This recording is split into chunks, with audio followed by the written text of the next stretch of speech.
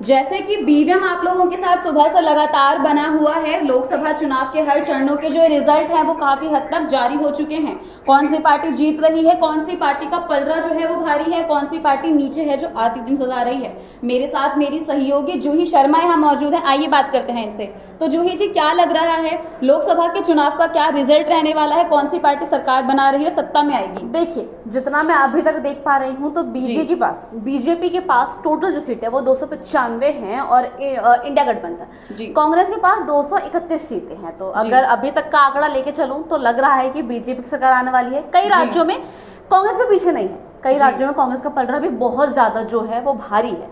तो कहना बहुत मुश्किल होगा कि इस बार है कि कौन जीत रहा है। अभी आप मुझे हरियाणा का अपडेट अगर दे सकती हैं कुसुम, तो आप मुझे दे दीजिए हरियाणा का क्या चल रहा है अभी हरियाणा जी जूही जी, जरूर मैं आपको बताना चाहूंगी कि जो टक्कर दे रही है वो बीजेपी और कांग्रेस एक दूसरे को बिल्कुल बराबर की टक्कर दे रही है, क्योंकि हरियाणा में जो 10 लोकसभा की सीटें हैं, 5 सीटें अभी बीजेपी के पक्ष में है और 5 सीटें जो हैं वो कहीं ना कहीं कांग्रेस को भी मिल चुकी है। तो अगर मैं आपको बता दूं तो एनडीए सरकार जो है वो अभी तक 291 सीटें जो हैं अपने खाते में ले चुकी है। और अगर वही बात करी जाए कांग्रेस पार्टी की, तो कांग्रेस पार्टी भी 235 सीटों की जो दावेदार है वो बन चुकी है। देख संदीप जी, जैसे 5 बज चुके हैं, रिजल्ट आने में केवल 1 घंटा बाकी है, क्या लगता है क्या रिजल्ट रहने वाला है? देखो, हरियाणा की मैं बात करूं तो मैं अभी हरियाणा पे फोकस कर रहा हूं। हरियाणा जैसे मैं आपको दिखा दूं, यहाँ दिखा देता हूँ, कैमरामैन से रिक्वेस्ट करूंगा। जो अम्बाला से जो वरुण चौधरी है वो कहीं ना कहीं कांग्रेस के लिए बहुत मजबूत कैंडिडेट हो चुके हैं, क्योंकि इन्होंने अभी तक 41,484 सीट ले चुके, वोट इनके अंडर में आ गई है। और भिवानी से बात करें तो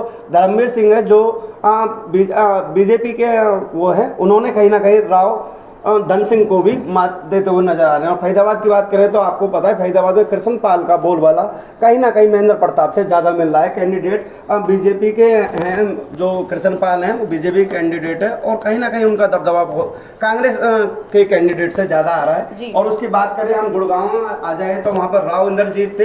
हालांकि उससे पहले अभी थोड़ी देर पहले हमने अपडेट देखा था तो राज बब्बर थे जो कि कांग्रेस के स्टार प्रचारक भी रह चुके हैं। साथ के साथ राव इंद्रजीत जो है उन्होंने भी अब माफी चाहूंगा, राज बब्बर को पछाड़ दिया है। यहाँ पर हिसार की बात करेंगे तो जयप्रकाश है जो इंडियन नेशनल लोकदल उस कांग्रेस के हैं, उन्होंने भी कहीं ना कहीं रंजीत सिंह को पीछे कर छोड़ दिया है। और बात करें करनाल की तो करनाल में मनोहर लाल ने भी अब की बार बाजी दोबारा से या तिवारा से मार ली है। साथ के साथ हम लोग कुरुक्षेत्र की बात करें तो नवीन जिंदल ने भी यहाँ पर बाजी मार ली है, जो कि कांग्रेस का बीजेपी के प्रवक्ता है और बहुत अच्छे काम करते हैं। और साथ के साथ यहाँ पर देखे जाए तो सुशील का जो सुबह का पड़ रहा था आम आदमी पार्टी का वो ज्यादा भारी था, मगर ज्यादा नहीं मगर कम से इन्होंने भी सुशील को पीछे कर दिया है। साथ में साथ बात करें रोहतक की तो दीपेंद्र सिंह थे, दीपेंद्र सिंह हुड्डा बहुत मजबूत कैंडिडेट है कांग्रेस के, उन्होंने अरविंद कुमार को पीछे छोड़ दिया है। बाद में साथ उसके बाद बात करें हम सिरसा से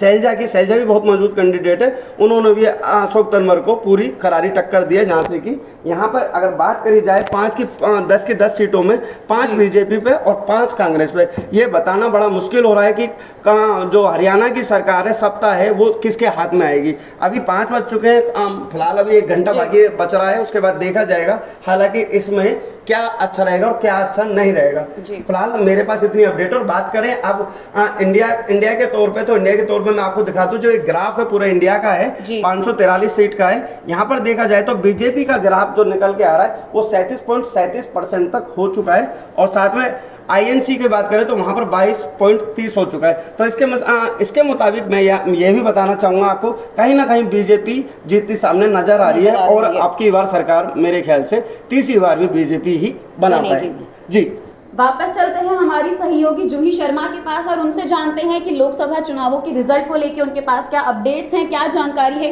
क्या ब्रेकिंग न्यूज हमसे शेयर करती हैं। तो जूही जी, क्या लग रहा है, क्या अपडेट्स आई हैं आपके पास? महाराष्ट्र में मैं आपको सबको बताऊं तो महाराष्ट्र में टोटल जो है 48 सीटें हैं, उसमें से बीजेपी के पास 12 आई हैं और कांग्रेस के पास 11 सीटें हैं अभी तक महाराष्ट्र का, मैंने अभी आपको बताया।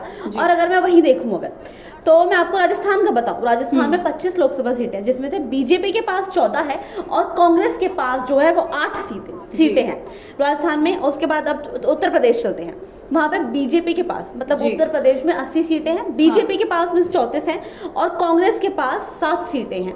मतलब बीजेपी और कांग्रेस हर जगह पर एक दूसरे को टक्कर का मुकाबला देती हुई नजर आ रही है। और अगर मैं पश्चिम बंगाल की बात करूं तो वहाँ पे 42 सीटें हैं, उसमें जिसमें बीजेपी के पास तो 11 आई हैं और कांग्रेस के पास अभी एक सीट आई है।